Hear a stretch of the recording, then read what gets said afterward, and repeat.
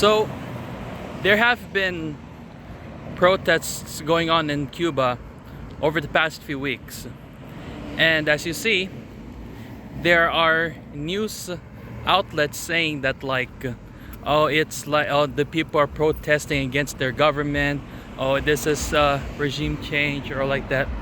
But news reporters who were there and other people who filmed in their social media outlets say that the people are out there protesting in support of their government.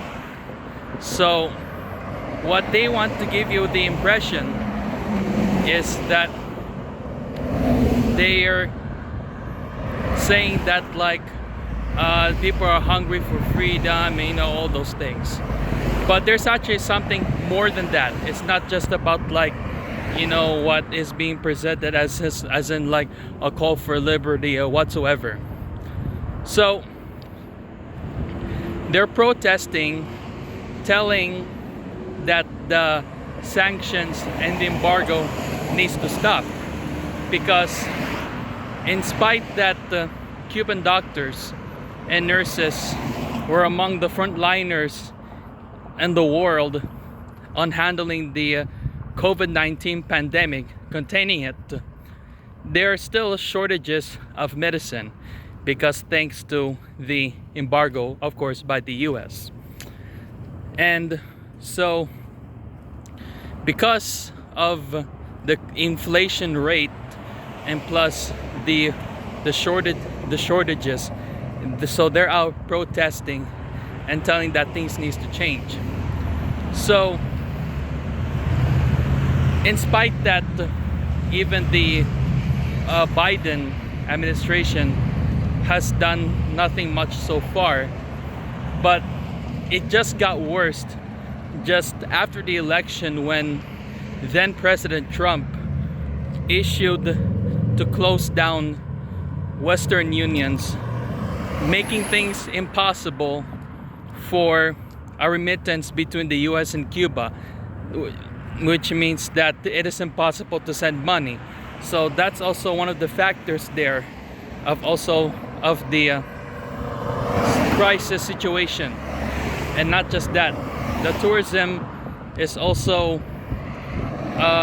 being neglected, because of the pandemic. And so the thing here is that it's just the Biden administration is continuing on what the Trump has done and leaving out of what Obama did to open Cuba relations back then. So there is this thing that I think the people do not understand about the embargo and sanctions. It doesn't work like that, like the US blocks any economic trade with Cuba, or it's not just a simple blockade. There's actually more factors to what is being presented. So if businesses want to conduct business in Cuba, let's say example that there's a business from a country, let's say China, or another country like India wants to conduct business in Cuba, they have to go through the US, since New York is the financial capital of the world. So which means that if a company from another country or even in the US wants to conduct business in Cuba, they'll have to get clearance, or they have to be cleared in New York. So if they get approved, then they're cleared for. But if New York does not approve them or they are denied, that means they cannot they cannot do business in Cuba. So the sanction here is that, like, if they tend to violate the sanction rules, that will mean that, like, all their money or business assets will freeze. So that's how it works. So Cuba, in spite that having the highest literacy rate, best healthcare workers, the problem still lies that they are lacking structure, and some of their, like, buildings might collapse, as they say, I don't know.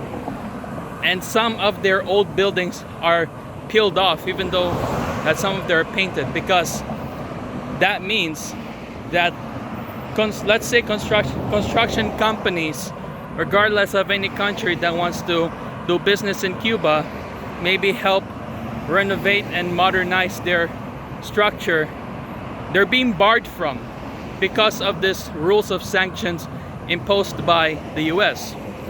So that's how it works.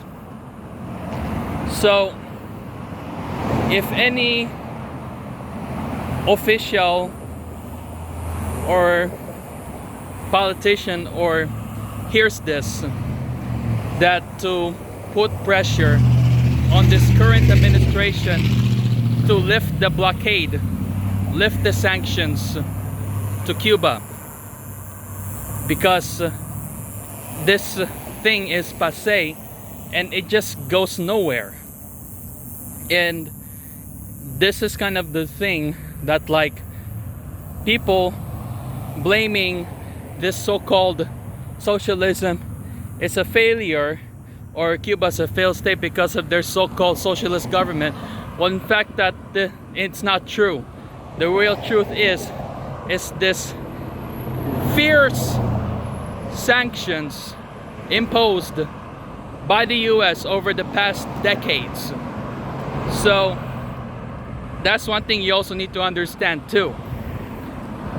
And here are these news media outlets, these Cuban American news outlets, basically more like people in Florida and especially particularly in Miami, are going around and spreading all this misinformation. And they're saying that, like, oh, the people are crying because they're yearning for freedom and all that.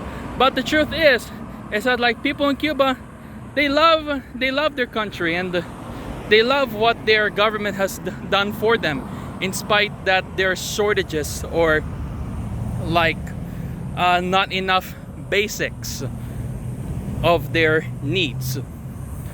So, and they're calling out for this so-called regime change, and they are among the people that are calling out for what is so-called color revolution, which means that, like, a revolution backed by the US and their, the cronies in the government and in the corporations.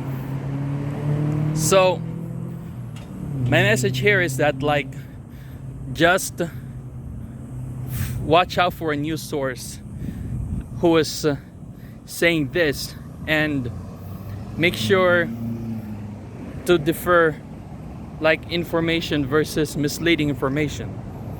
So my message here to conclude this video is support the people's struggle in Cuba, and write to your respective representatives from House and Senate to pressure the current administration to lift the sanctions and follow the accords of what the administration before the previous administration did to open diplomatic and economic relations for US and Cuba.